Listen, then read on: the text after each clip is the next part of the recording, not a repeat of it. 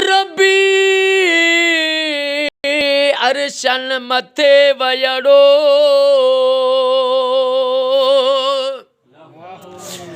रबी अरशन मथे वयड़ो बलगल उला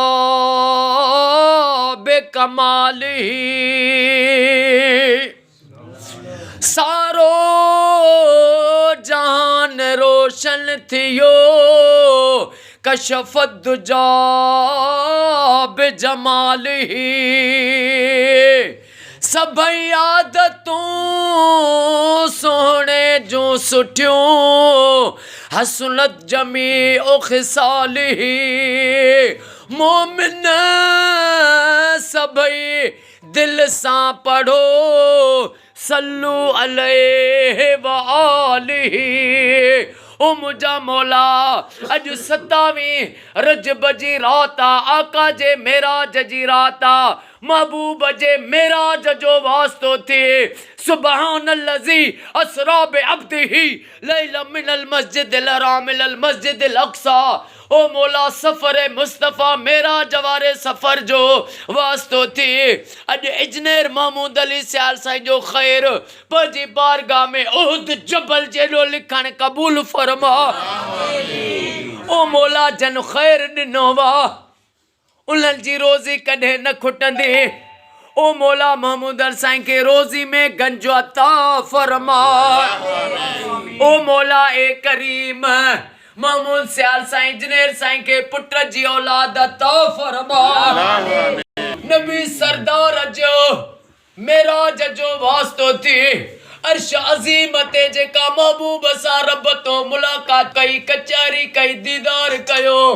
उन अर्श अज़ीम ते महबूब जे खे घुराइण वारी घड़ीअ जो वास्तो थी उन पाक गुफ्तगू जो कचहरी जो वास्तो थी अज मुंहिंजा जेके भी दुआ में शरीक आहियूं असां सभिनी जा दुख दर्द असांजूं बीमारियूं तकलीफ़ूं दूर फरमा महबूब जी सारी उम्मत के फिरके वारियत खां बचा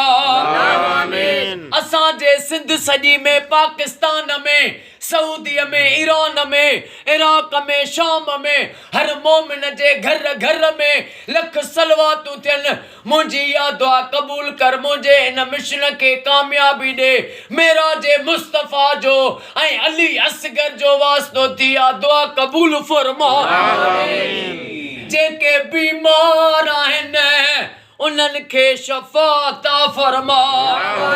बे औलादनि खे औलाद अता फरमा बेरोज़गारनि खे रोज़ी अता फरमा मीर अयाज़ हुसैन साईं के पुट जी औलाद अता फरमा मोहम्मद अब्बास मला साईं जा बच्चा घर आबाद फरमा असां जेके भी दुआ में वेठा असां सभिनी जो बेड़ो तार ओ मौला